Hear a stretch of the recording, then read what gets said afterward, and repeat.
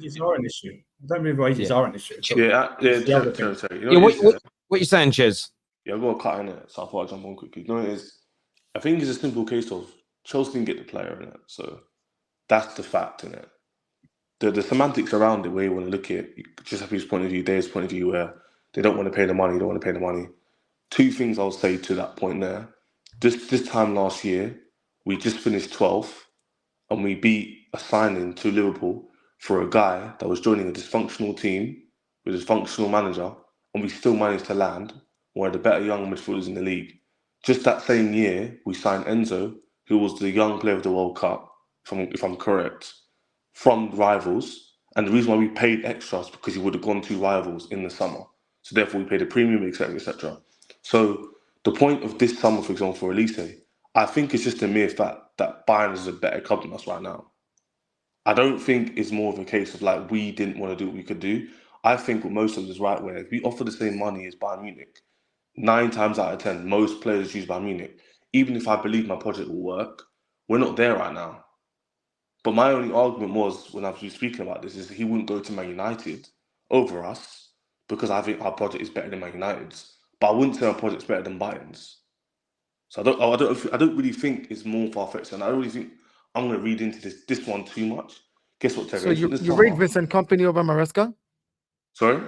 You rate Vincent Kompany over Maresca? That's a really poor point there. Do you know why? No, I'm asking that. You said the project because they're both just about to start their projects. Bayern is a bigger club. That's what Bayern is a bigger club. That's That's what you should have said. I'm just saying when you said project, I'm talking about the managers. Now I just switched to managers. Let me finish my point. But club-wise, yes.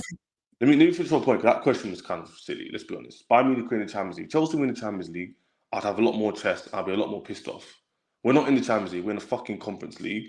I'm not expecting Michael Olise, being the border he is, if he's going to choose between Bayern and Chelsea, to choose Chelsea. As much as it annoys me, and Andrew might be like, Ches, get with the facts, it's just a reality situation. Whereas if we went to Man U or to another club like that, even though the Europa League, which is higher than the Conference League, that would annoy me more because I don't think their project is as good as mine. But if you're going to compare it to Bayern Munich, who will pay the same money with better players right now, we could all agree, then that's what I think it is. I don't really think it's Chelsea don't want to pay money because this literally last year, this time, Liverpool offered the same money as Chelsea to Caicedo. Now, people told me it's the money. That's factually incorrect. The money was virtually similar. Even Liverpool said that.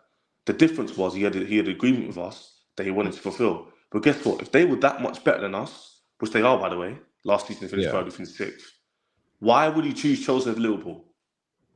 Why? So don't give me semantics. Why did Caicedo? You also offered him 8 years, by the way, Ches. You asked the question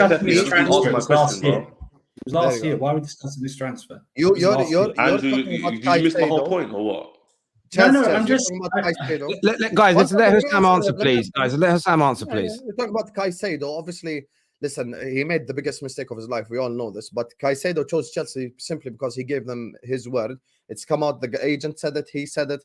Even has job security with the thing. But you know, Ches saying, "Oh yeah, we could have got the player in it." No, you couldn't have because it's reported literally by the same people that you're quoting that he wants to play Champions League football. So no, you couldn't have. So it's not just simply a matter of money thing. Second of all, if you want to sign players of quality in the English Premier League, when did I mention Olise chose Bayern for the money? I never said that. I never said that. You see how you always listen to respond? Listen to understand. Get correct. At the start, you came here and you said we could have got the player in it. No, you couldn't have got the player because you wanted Champions League football. So where do we go from here? Second of all, go. I'll let you finish. Yeah. Second of all, when it comes to signing players and actual quality players from the Premier League, when you want to do quality players from the English Premier League, you're gonna have to pay them money. If I want to go, let's say Liverpool, for example, have been interested in Guehi for the last 2 years, right? If we want to sign Guehi from Crystal Palace, I know for a fact he ain't gonna accept 70 grand a week. But if I sign Estevao, he will. If I sign Duran, he will. If I sign all these kids, they will. That's the difference here. So you have to pay a respectable Premier League wage for a respectable Premier League footballer. Can I ask you a question, Ches? I think you made some good points. I really do. You know, and I love your honesty about he just said no to us because I feel that's pretty much it. And I have the same energy for my club when we don't get players that we want. But you're also stating that you don't think it's because of the sort of this wage cap thing around you're not going to spend that amount of money. If you get to the end of the summer and you haven't signed you haven't signed attacking players of the Olise level or above that earn 180, 200, and it's sort of the Durans of this world coming in at 40, 50, 60 Ks, is that going to worry you that your club isn't trying to buy the talent needed to get you back into the Champions League? So your question, yeah, is framed in a good way because there's two parts to it. We did try and get him, Olise. So if we didn't try and get him and we pulled out because he was asking for this many wages, the reports have been, Mo's seen it, you've seen, you do streams on it, Hassan does streams on it. Chelsea have been pushing with the player for a whole week now. We've been seeing, is that correct, right? We've been seeing Chelsea are pushing. What they're trying to do is trying to persuade him to lower his wage demands. So he was trying to get the player. It's not like he wanted 250k and said, nah, see you later, mate. We tried to go with him down. But your question was, am I going to be worried if we don't sign his level or above? I will be worried, but the problem is that he chose Bayern over us. So if he'd stayed at Crystal Palace, that's more of an issue for me. No, I get that. I understand. I understand your element, Ches. You're sort of rejecting Chelsea's media briefing that is they walked away because the wage demands were too high. That is what Chelsea. Bayern just have Champions League. No, I understand that, but Chelsea have briefed David Ornstein, and I'm paraphrasing slightly, but have said that we walked away because he was demanding too much wages. You're rejecting that story. You just think that the players chose Bayern, which I agree with to a certain extent. The problem is, if you don't sign anybody else of that level, because there are quality players out there, and everybody is a level or two below that's being paid less, that means Chelsea, to a degree, because you've just sort of said they were trying to get his wages, are telling you that they're not prepared to pay the money that players of that level get paid. That would concern me going into the third year of your time under Clearlake, because now you're starting to strip back. I just want to get your take on that. Yes, I get what you mean in terms of like you could use this example and use it as a microcosm for the future. But I could also use examples of Enzo Caicedo, like I was talking to us about before, and use those where those were players who had hype, they were expensive, and we did pay the money transfer fee and the wages to bring them in over the rivals. It wasn't just players who were young from the Brazilian league. So that's what I'm showing you is the balance. I agree with Dale when he says we didn't want to pay the money. I've already said that. But if someone said to me, Champions League Bayern or Chelsea's project, even me being non-biased, I can admit Bayern's project is better than ours. I even said on the stream earlier, I said, if Musiala next year was going to side, he's choosing Bayern over every single club barring City. And I don't think no one could disagree with that. Yeah. No, listen, I totally understand why. I totally understand that. I suppose that the question that I'm asking is more, I understand that you did pay big transfer fees for players like the Enzos and the like, and you spent a lot of money in year one on salaries as well. The problem is that your club seems to now be stripping back because it has these financial issues. So although you've spent big in the past, you know, we just had like Winter Surfer hit here and say it's about things like the add-on fees and the agent fees as well, not just the salary. So that sounds like you are having to strip back because the income isn't there anymore. And the problem that you've got, if you're not buying the quality of player, if you're buying the Durans of this world, I don't see how you get back into the Champions League. Terry, just quickly, as Dale goes. Can I just... What's it there, because I need to go in it. What Terry said was right earlier. If Chelsea don't make Champions League and stagnate, then your point and the rest of your points will become to fruition. So if we stagnate, this becomes a problem. But if we go up and we get top 4 and win a trophy, then I'm vindicated. Because then what would happen is you gain more money and therefore wages can go up. All they're saying is basically, very simply, I'll put it down to you, we want to buy young potential from the league and other leagues, progress them ourselves, and that's how we're going to build up our star players, world-class players. One second. People keep telling me they're going to flip players. You don't fucking buy Caicedo for 150 million to flip him.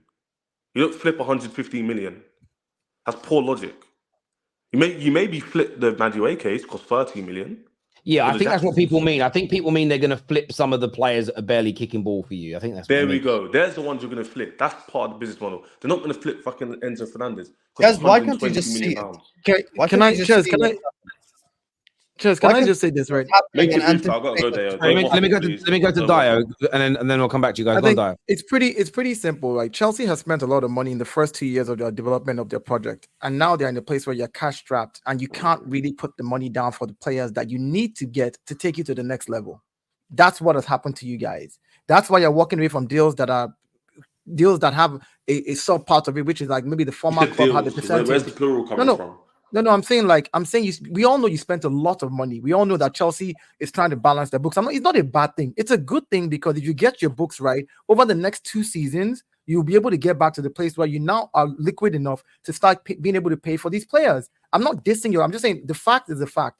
The fact that you're walking away from a deal just because, of course, we agree. There's the other side where the player chose Bayern for Champions League or whatever that reason is. Those are personal reasons by the player. But if the clubs had agreed on the fee, just because there was a percentage to Raiden, another percentage to his agent added to the deal, which then took the deal from the 60 million up until close to 90, and Chelsea walked away from it because they felt, okay, that's way too much, plus wages that we're going to be paying you at 180 over the next 5 years or whatever it is that we're giving you a deal for.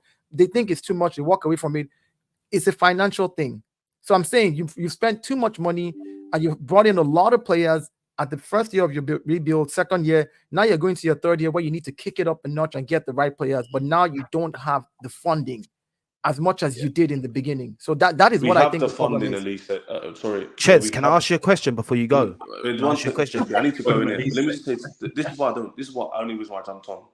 There's a notion about the flipping and we have no money, which I'm going to push back on. You don't talk to Olise, pay the 60 million release clause, to even near to offer him what Caicedo's on, which is around £180,000, and say we don't have the money. We don't have the money to be spending over 200k base on a player who's a young player in the league. So if this was, for example, if this was a player in his prime, for example, I think the club, if they're going for this model, would have changed their model, would have gone for him. But the problem is he's asking for 200 something k. We don't have Champions League. So Lisa's like, boy, if you don't have Champions League, I want more money. If we had Champions Bayern League, is paying him 100. Bayern is offering him 180k. So why is he asking you for 200k? He's going to Bayern for 180k. Because he's being compensated for the fact that we don't have Champions League. This is a bigger leverage for him to go Chelsea is Bayern Munich. That's his business. Chez, regardless of that, because I feel like you're really good at ducking questions, like answering questions.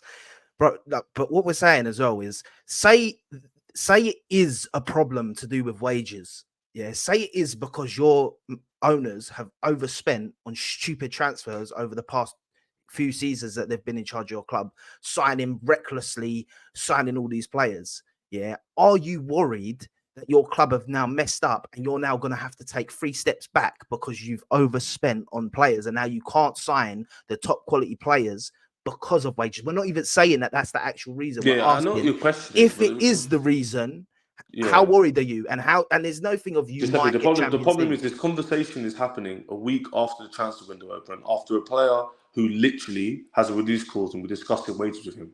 The question itself is very loaded from everyone because it's like you asked me this question 1 week into the transfer window. If you ask me this question at the end, beginning of September, and we've signed no one of quality, then I'm obviously going to agree with you that, you know what? I know. The question I'm asking is hypothetical. But how can I know what? Like, your question is, I know what you're saying. Worried? I know what you're saying. I'll answer for you. I'll answer for you. It is that fact. If in a pessimistic world, Chelsea can't attract players who want more than 200k a week because we're running out of money, then I'm going to sit here and say the former. I would say this, Chez. I know you're going to defend your club, and people are like sort of saying a week into the window we shouldn't be asking these questions. Do you know why this is a talking point? Because your club have told us this is the reason why. Your club are the ones who have briefed this. If Chelsea would have just, and this is why PR can cause problems. Let's say you're right and it is just PR. I mean, you've been coming on for years, Chez, and this isn't a Chelsea issue. This is a football club issue. I've been saying fans have got to reject the PR around transfers and accept the reasons you get rejected, because that's why these conversations are happening. It's because fans are saying, hang on, Chelsea are telling the media they've got a wage cap of 150. We've all spoke about it all season that this is there. We're then seeing them walk away for a deal for this particular reason. A lot of media outlets have said you guys have got financial holes. Chelsea fans go crazy acting like we're scaremongering if we mention that you are. But then they brief saying they're walking away with the deal for that reason. So the conversation's only there because of what your trading accounts say and what your club keeps briefing the media with. Rival fans are not making this narrative up. Chelsea Football Club are. I never once said rival fans were, firstly. Secondly, if the club PR is telling me about the money and I'm disagreeing with them, then I'm agreeing with you. I'm literally saying I don't think it's about the money. Giuseppe's question is fair, but maybe we can discuss that at the end of the window. I don't know. Like, it's like, Chelsea, you can get hit by a bus tomorrow. I don't know, innit? I don't know. What are you going to do if you do? I don't know. Okay, so if Chelsea can't buy players, then we can't buy players. Here's the thing. I don't know that yet. Here's the thing. If this is a trend that continues into the summer, like another two deals or something like that, exactly. Then yeah, you've got to be concerned. You've got to be concerned. If it isn't, then it isn't. So if I see it again and we go for a top player or a so-called top player and the same narrative comes out again, then yes, you have to logically be worried about it. Exactly, Andrew. That's what I'm saying. So the question but if you go for a top player, he's not going to accept 80 grand a week. Hassan, I don't want to hear your spiel. I know this is the exception. What's it, Andrew? This is the exception. Doesn't make the rule. We haven't had a situation like this yet. But I know what Terry's saying.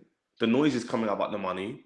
The Chelsea outlets are talking about the money. So therefore, the Olise not wanting to give him the money. Confirmation bias. It makes sense. That's a logical argument to make. But what Andrew's telling you is, if this happens repeatedly, then I'm going to agree with you. But if it happens once or even twice out of 10 signings, because we didn't want to pay fucking 220k to a young guy in the Premier League when Caicedo and Enzo were also young on a less than that, then I understand what they're doing.